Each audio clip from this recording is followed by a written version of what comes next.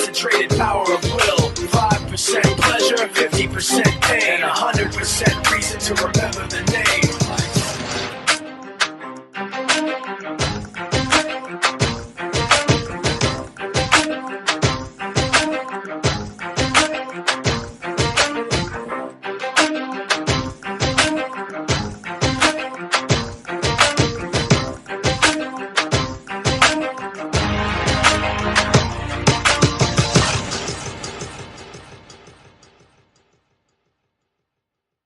Well, welcome to Water Life Church. How's everyone doing today?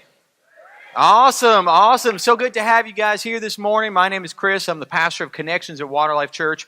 And before I get into a message, which is part 2 of our 2-part series, I just wanted to say, man, I'm loving today at Water Life. I am just loving today. And every time I come to Water Life Church, I'm blown away by the people who make a Sunday morning happen. Do you know that we have about 100 people per service that makes Sunday morning happen? So didn't the worship team do awesome this morning? Wasn't that great? And I don't know about you, but to me, like the lighting and the video and the sound, it all works together to have a great worship experience. So our production team does an awesome job. And I'll tell you, it wouldn't feel like church if you wouldn't have that personal touch from our host team. Those handshakes, those smiles, right? The host team that makes it feel like a family. Man, our host team is awesome. So round of applause for our host team, the care and prayer, safety team, all the people on the host team. And I'm so thankful that our kids are having a blast upstairs. So the kids' church team, we got a bunch of you people in here, a bunch of kids' church people team in here. So, man, I'll tell you, if your kids are in here, well, they're having a better time upstairs. All right, they are, because they're just rocking it out upstairs. We have an awesome kids' church upstairs. So I'm so thankful for our team that makes these Sunday mornings happen. And if you want to join the team, like Juan said, if you want to join the team, if you want to get involved in serving at Water Life, that's happening right after this service, right in the Commerce Center, right the building beside this building. I'm going to be there right after this message to help people get plugged into serving. Or if you're new to church and you just want to hear more about Water Life Church, come there for First Steps class. But it's just half an hour, and I'd love to meet with you over there right after this message. So the message this morning, we're continuing on our 100% Life series. And it's based on my favorite Jesus quote, one of my favorite Jesus quotes, which is out of John chapter 10, verse 10, which says this: I have come so that you may have life and have it to the full. I want this. I want to live life to the fullest. Is anybody with me? Does anybody want to live life to the full? Yeah, of course, we all do. We all want to live life to the fullest. And sometimes it feels like we're hitting it, we're living life to the fullest, and other times, maybe a lot of times, it feels like, we're just kind of missing it. We're not there yet. We're not living life to the fullest. But we want to live life to the full, because Jesus says that's why He came. So last week we talked about how an overfull life can actually work against a full and fulfilling life. So that was our theme last week. Some of us, we're so busy all the time. Life is so hectic. We're running around that we're missing the priorities. We're running at 110%, but you can't run at 110% for long before you burn out or blow out. You got to figure out, how can I live a less busy life? That's what we talked about last week. And this week, we're talking about the equation to a full life. We're going to talk about a Jesus equation, that if you add certain things into your life and you subtract certain things from your life, you can have a full life, because a 100% life is not based necessarily on your circumstances or your interests. It's based on something deeper.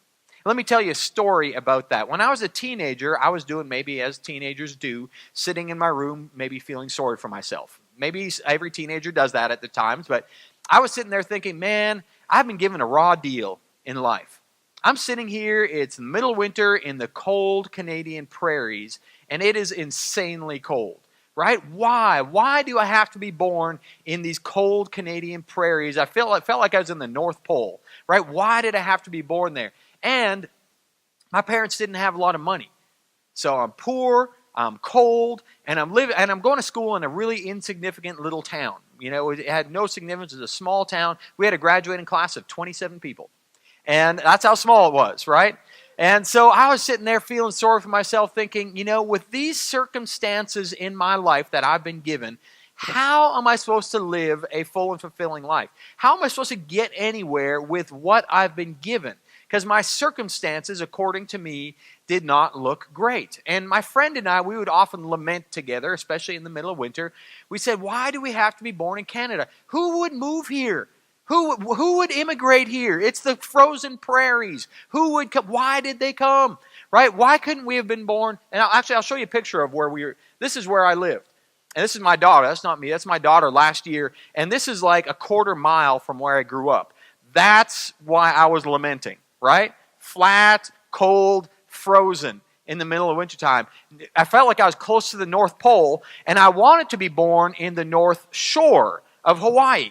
That's where I wanted to be, right? And I thought, why, God? Why was I born near the North Pole and not near the North Shore? Because I could live a full and fulfilling life if I was on the North Shore of Hawaii. I would just surf all day, and if my parents were wealthy, that would all be good. I felt my circumstances were working against me. I don't know if you ever feel like that. I don't know if you ever feel like your circumstances are working against you. Well, I learned this, and this is what I learned. I learned that a 100% life, and this is why it took me years to learn this, and maybe I'm still learning this, a 100% life is not based, it's not dependent on my circumstances or even my interests. It's based on something deeper.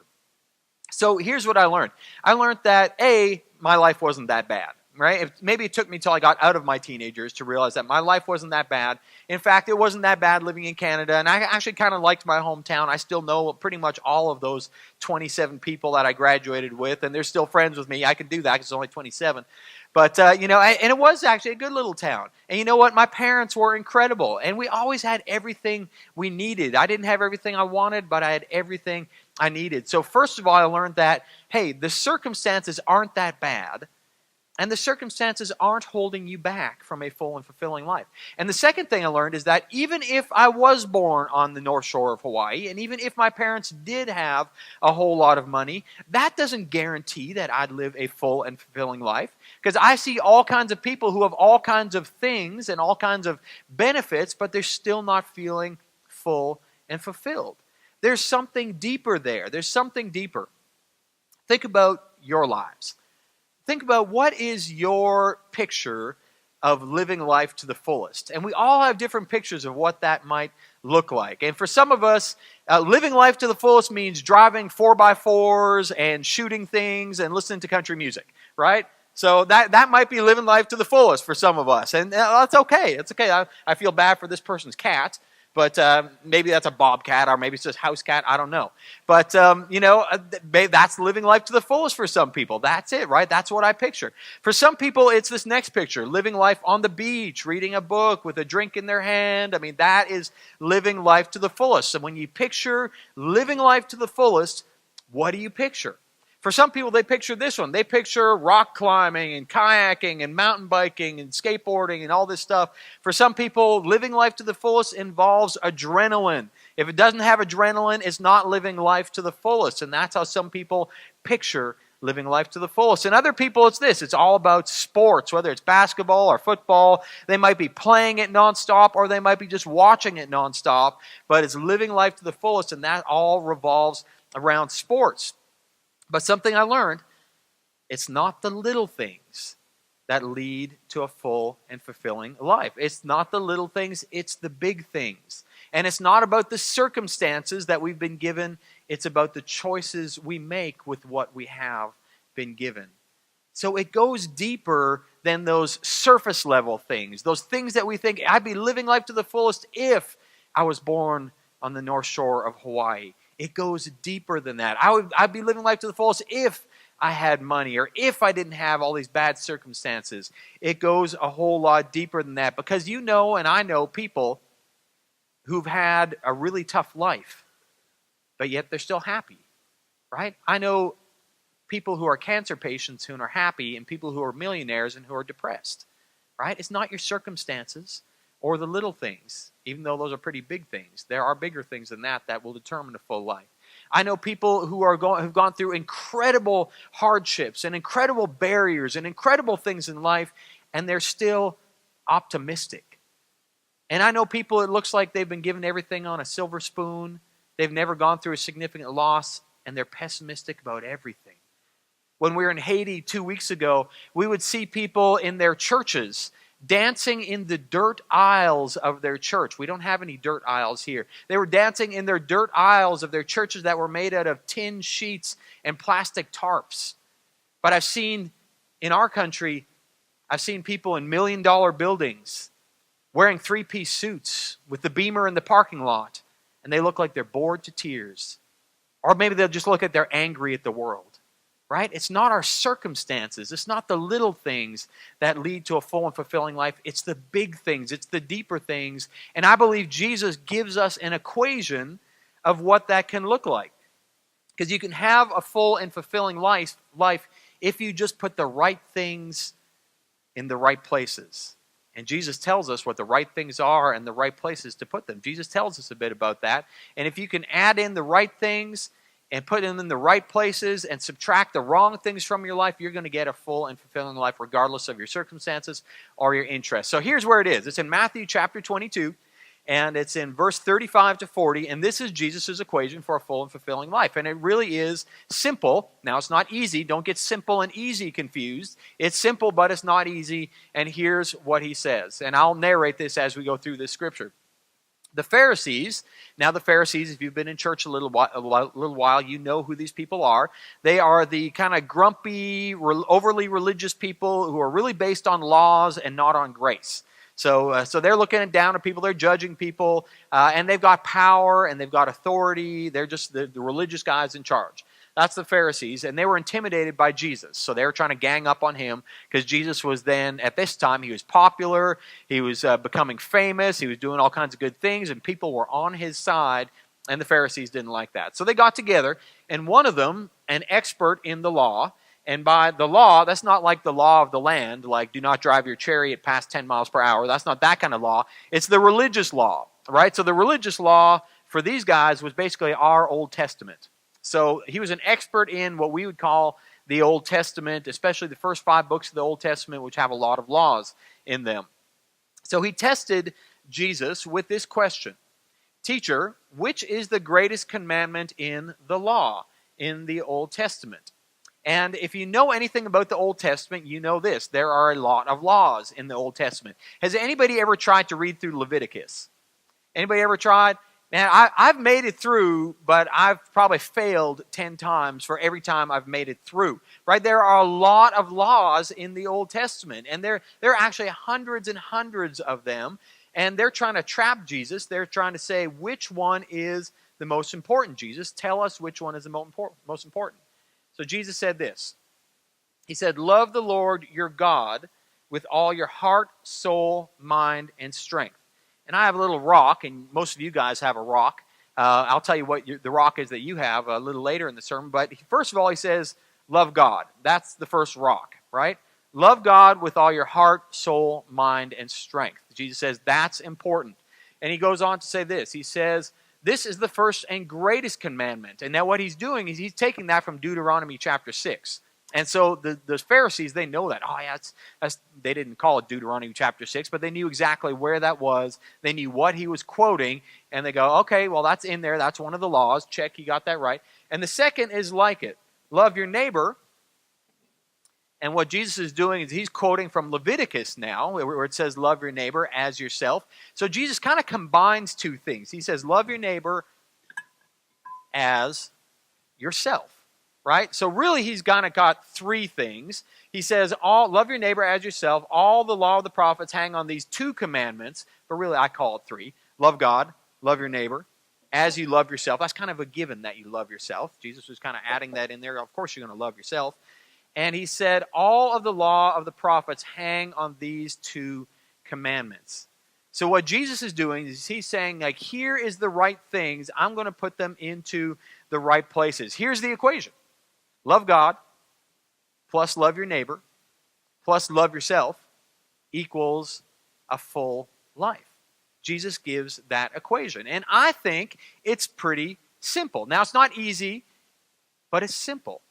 Have you ever met anybody who wants to really make the Bible complicated? You ever meet people who like really get nitpicky on things? They just love to talk about little theological issues. I've met a lot of them in my life, you know what? And the Bible, the Bible it's a big book. There's a lot of pages. It's really old, and a lot of it does get really complicated. But I don't believe the whole Bible is complicated. I believe the most important things in the Bible are simple. The main things in the Bible are simple. And the little things, they do get complicated. I was in Haiti, again, 2 weeks ago. And we were there. We were feeding hungry people. And there were hundreds of them. We were out in this remote village in the middle of the jungle in Haiti, and we were feeding people who were hungry. We had 20 widows who had gathered together, and we were giving them clothes and caring for the widows. We had little kids all over the place who were orphans, who didn't have a home. And there was an orphanage up there. We were giving out medical supplies to people. In fact, we had, in that one village, we saw 260 people with our 2 doctors. And we gave out like $100,000 worth of prescription drugs just in that one village. And we were doing all this, and this is Jesus stuff. I'm thinking, this is what Jesus wants us to do. Widows and orphans and homeless people and sick people. And man, this is the heart of Jesus. And I took a break from working at the pharmacy, which was a tin shack, with all our drugs in there. And I went out to go just take a break. And I talked to this one Haitian brother who knew a little bit of English, and we didn't have the translator there, and he said, Chris, what do you think about the new heaven and the new earth? And just like, oh, okay, well, he wants to talk Revelation chapter 21, and he was like very concerned that people have to know that you're not going to live in the new heaven, you're going to live in the new earth. And he was like, this is like really important, Chris. People have to know it's the new earth and not the new heaven. The new heaven's for this, and what's your opinion? And I gave my opinion, but it seemed awfully trivial, to be focusing on that one, Revelation 21, when here we are doing the work of Jesus, here with a hands-on feeding people, and we taught hundreds of kids about Jesus in that village as well. But he was all caught up on the little details, and yeah, I have my opinion on that, and that's great, but I just wanted to take it from end-time prophecy back to Jesus, right? Let's focus in on the big things. We can talk about that, but the main thing is the main thing. What does Jesus do, and what is he about, and what would he be doing right now? It was a day later that I was on the construction site. We were building a chicken coop for 2,000 chickens on this orphanage, and one of the construction workers looks at my wedding band, and he says, Chris, I don't think that's right that you're wearing that wedding band. And I just like, okay, why? He knew a little bit of broken English, and said, why not? I said, well, 1 Peter 3, verse 3 says you shouldn't have any jewelry that adorns you or brings attention to yourself. And I'm just like, and that's all he wanted to talk about.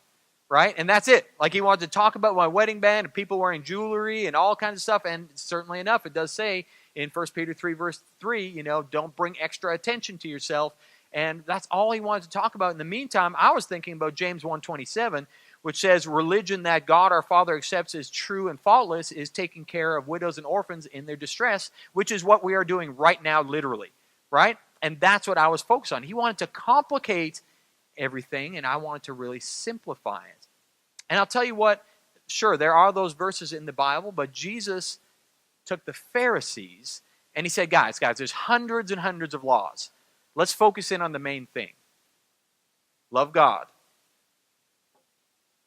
Love your neighbor as you love yourself. All of the laws and the prophets, all the extra stuff. It's not that they're even bad things, but all those things come under these things. If you put the right things in the right places, it's going to be a full life. And let's look into that. What does that mean to love God? It says this. It said, Jesus says, love God with everything you've got. Love him with your heart. That's like with your emotions, right? Any emotional people in here? Yeah, you got some. Anybody? I won't make you raise your hands for this one. But some people, they're so emotional when we sing worship, we raise our hands and we cry. Right? There's some emotional people, like tears roll down their cheeks and all that. Right? That's okay, because the Bible says, Jesus says, love God with all your heart. Love him with your emotions. There's nothing wrong with that. In fact, some of us, if our heart doesn't break for the things that break God's heart, then maybe we're not close enough to God. Right? So love God with all your heart, with your emotions. Now, I'm not a super emotional guy, unless I'm watching some sappy movie with my wife, right? Then I'll be crying like a baby. But I'll tell you, I'm more of an intellect guy. But the good thing is that Jesus says, love God with all your heart, your emotions, love God with your mind, right? Love him with your intellect. And I love science. I love astronomy. I love biology. I never did as a teenager, but the older I get, the more appreciation grows for what God has created and how he's done it. Love God with all your mind. That's important. And love God with all your soul. Love him with your spirit. Love him with your spiritual lives. But don't just love him with your spiritual lives. Love him with your whole life. And Jesus is saying, love God with everything you've got. That's first and foremost. And he puts a real emphasis on that. But then he says, love your neighbor. Love your neighbor. And who's our neighbor? Well, simply put, our neighbor is people. Anybody who's anybody is our neighbor, according to the Bible. Our neighbors are people. But first and foremost, start with people who are closest to you. Love your family, right? It starts with your family. Love your family. Love your neighbor, but start with the people who are closest to you. Love your family. Start with your family, but don't end with your family. Expand your love for your neighbor beyond your family. So love your church people. Love your community. Love your county, right? Love your world. You got to love your neighbor. Start with your family, but then branch out from there. In fact, Jesus was once asked, Jesus, what does that mean? Love your neighbor. You said love your neighbor. I don't understand that. It's in the Bible. It's great. And Jesus tells this story about how you're supposed to love your neighbor. And in that case, the neighbor was a sworn enemy who didn't look anything like the person who was supposed to love them. So our neighbor might be someone who's completely the opposite of us. Someone who's a different culture from us. Someone who's even our enemy. Love your neighbor is a pretty broad thing. Love people, and that is the second commandment. But it doesn't end there. Love people as you love yourself. And I'm going to expand on this a little bit.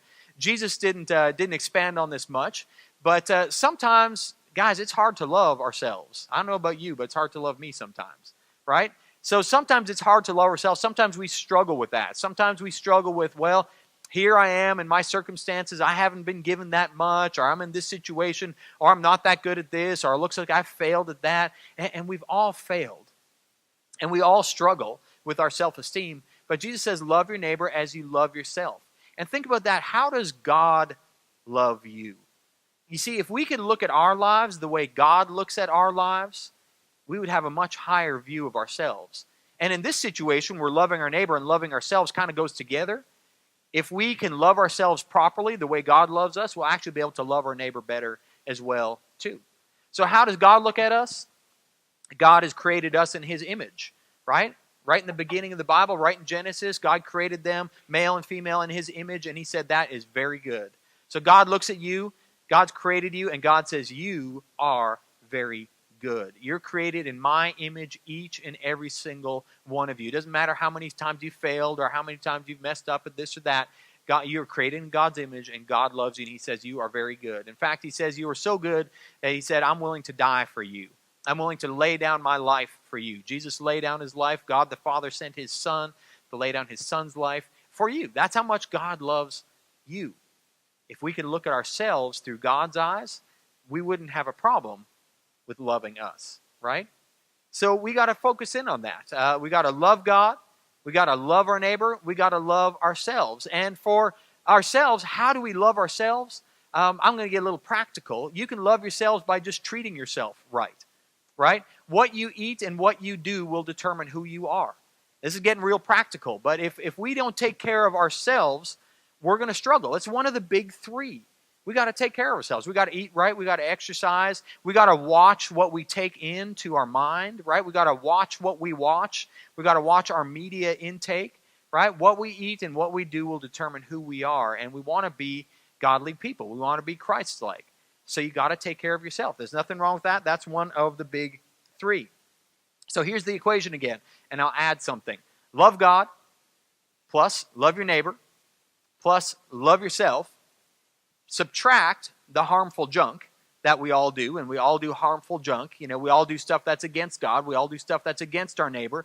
We all do stuff that's against ourselves and harming ourselves. If you take that stuff out of there, that's going to equal a full life. Love God, love your neighbor, love yourself, take out the harmful junk, and that's going to equal a 100% life, a full life. See, here's the problem, though. The problem is this. We often focus in on the little things. And I'm going to bring this jar up on the table over here. See, in our lives, often we don't get this in the right order. We focus in on all the little things in life.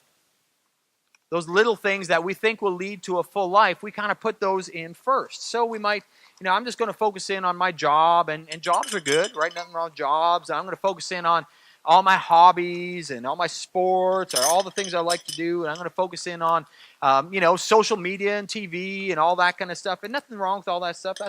That's all good, but the problem comes when we're putting this all in first in our life. When we're putting those things in first, pretty soon we find our life is filling up, and it's filling up, and we're focusing on all this stuff, and then there's all the negative stuff we do. There's focusing in on greed, and there's the lust, and there's the pornography, and there's the bitterness, and there's the anger, and there's the judgmentalism, and pretty soon we're filling our lives with good things, but they're in the wrong places. We're filling our lives with bad things that shouldn't be in there anyways. And pretty soon we find ourselves, okay, here we are. Oh yeah, I got to put God in there somewhere, right? So yeah, well, God's got to fit in my family. It's got to fit in, and myself. I got to take care of myself and our lives. I'm not going to leave that there. You guys will get really nervous if I do that. All right, so will I.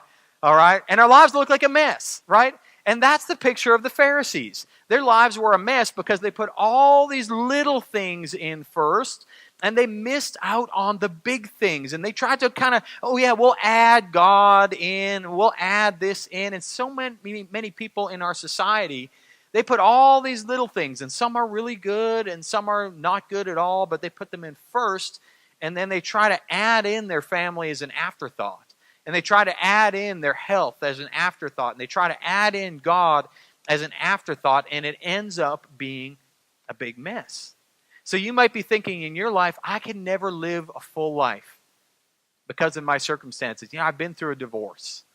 I'm in debt up to my eyeballs. I don't know how I'm going to get out of this financially. I have a health issue.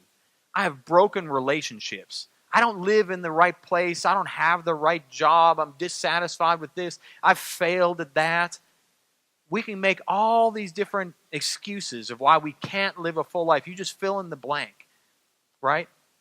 But I'm telling you, even though those seem like really, really, really big things, those are smaller things compared to the big things. See, if we would do it the way Jesus told us to do it, and if we would use the Jesus equation, and we would kind of turn this all around and say, hey, these little things, some of these things are all right. Now, some I just need to get rid of. But a lot of these little things are all right. If I'm going to start, let me start with God. Let me start by putting God first in my life. I'm going to make Him a priority. What am I going to do to make God first in my life? I'm going to talk to Him. I'm going to focus in on Him. I'm going to put Him at the center of everything I do, at the center of my heart, my mind, and my soul. I'm going to put God at the center of everything, and I'm going to start with that. And then I'm going to love my neighbor, starting with my family, but not stopping with my family. I'm going to start with my family, and then I'm going to work my way out from there. And I'm going to love myself. I'm going to take care of myself. I'm going to eat the right things. Okay, I've been to McDonald's 10 times this week. I'm not going to go again, right? I'm going to take care of myself, right? I'm going to exercise. I'm going to do the right things for myself. I'm going to put these things in order first. Love God, love my neighbor, starting with my family, and love myself. If you can put those in first, and then if you can add, then you start to add the little things. And these are the good things. Don't worry, take out the bad things, right? Take out all that anger and all that whatever you're doing is bad. Take out that pornography, take out that bitterness, take out the judgmentalism. But you start to add the good things in your life. Add those things that you're passionate about. You can add the country music if you want. I don't know why you would, but you can add it if you want. I wouldn't, but that's okay. That's a good thing. We're all different.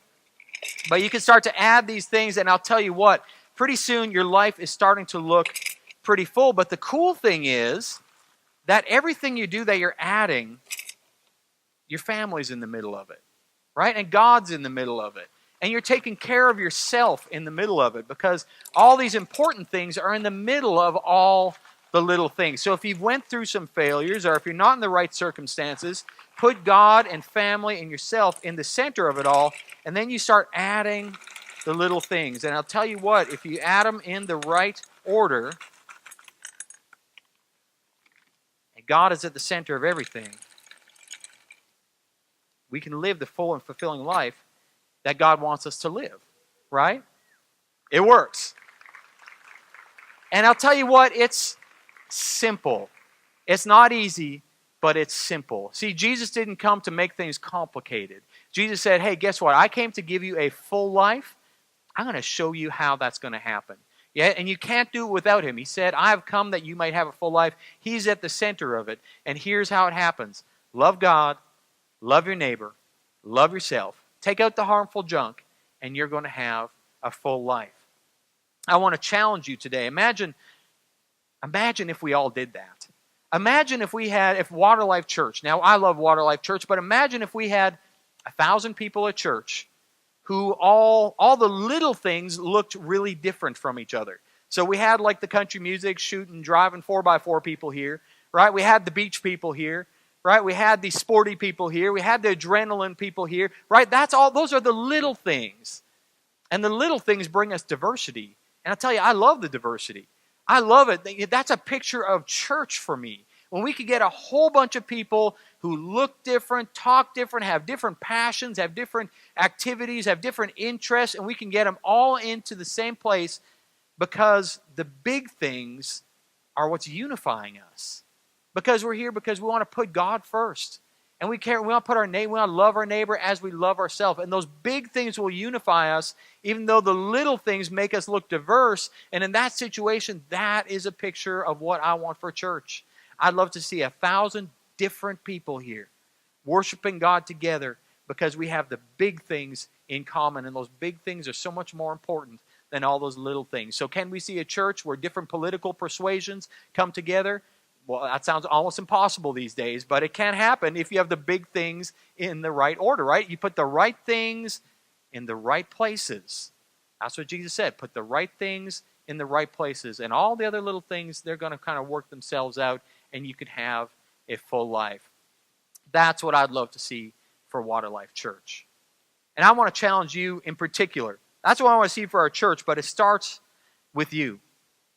What are you putting first in your life? And I want to focus in not just on the three things, but I want to focus in on the one thing, the first thing, the thing that Jesus puts the most emphasis on.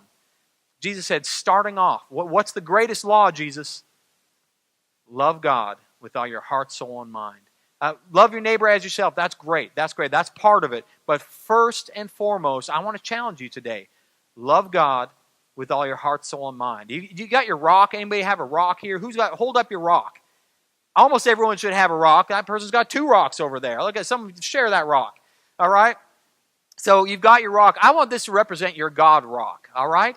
Because Jesus wants us to put that thing in first. Jesus wants us to put God in first. Take that rock with you. That's your God rock for the week. Take it to work. Put it in your car. Put it in the kitchen. Put it somewhere where you will see it. That's what God wants for you. That's what Jesus wants. That's his first part of his equation. Love God.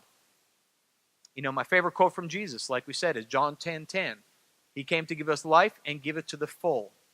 Jesus really wants you to live life to the full. But John 10:9, back up one verse. John 10:9 says this. He says, I am the gate. Whoever enters through me will be saved. And then he says, I want you to live life to the fullest. See, Jesus really wants us to live life to the fullest, but he really emphasizes it's got to start with God first. It's got to start with God first. You can be doing all kinds of little things, and that's great. But if God's not first, you're missing out on the biggest part of the equation. So that's my question for you guys. Is God first in your life? Or is he just an afterthought that you're trying to put on top at the end?